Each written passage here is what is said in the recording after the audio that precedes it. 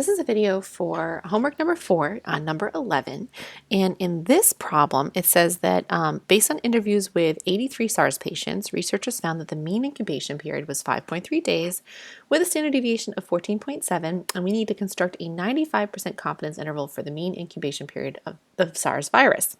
So to do this, it's much easier to do with StatCrunch. You're going to find that if you had to go through all of the steps, you're going to, find your z-score, which isn't too bad, considering it's just 95% confidence. There's, the normal z-scores for your 90, 95, and 99 that you can find in your text. But again, this is just made so much easier with technology. So go to Question Help, and you want to click Go into StatCrunch. And from here, we want to construct a confidence interval for a mean, okay? So to do that, we're going to go to Stat. In this case, because we're dealing with a mean, you want to go ahead and choose either your z-stat or your t-stat. Now, because we're dealing with a problem, excuse me, I'm sorry, I just want to minimize this for a second, where we found, this is from a sample standard deviation, so we know that the sample of 83 patients has a mean of 5.3 and a standard deviation of 14.7, and we don't have the population standard deviation, we're going to go with t-stat. Now, if for some reason we knew the population standard deviation, we'd go with a z-stat.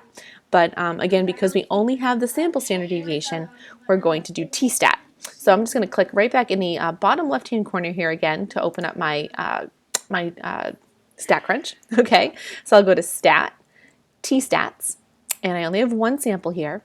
And I have the summary. I don't have all the data. I have the summary of the mean and the standard deviation. So press with summary. So our sample mean, I'm just going to move this down, is 5.3. And our sample standard deviation was 14.7. I'm just going to move it down a little bit so I can make sure I don't mess that up. And again, our sample size was 83 patients.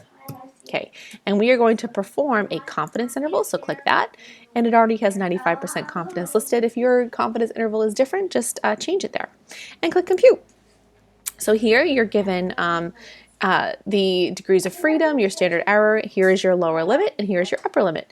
So for this problem, they wanted us to round to 2 decimal places. So remember, when you round, you're going to go to that second decimal place, then look to the third.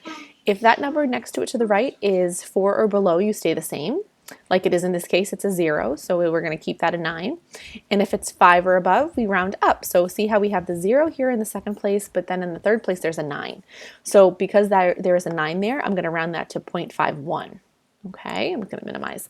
And that's how we're getting our answers here. 2.09 is the lower bound, 8.51 is the upper bound. Now, for interpreting the interval, you're always looking for them saying there is 95% confidence. We never want to say that there is 95% probability, so that rules out letter A right away. Okay. Also, the difference between B and D here is that they're using the words less than the lower bound and greater than the upper bound, and that's not the way confidence intervals work. We're saying that there is 95% confidence that the true mean incubation period of the SARS virus is between 2 values, and we're talking about between that lower and upper bounds, and that's why your choice is C. So again, your numbers are going to be different, but you can use the same exact way to find your confidence interval, and just let me know if you have any more questions about this one.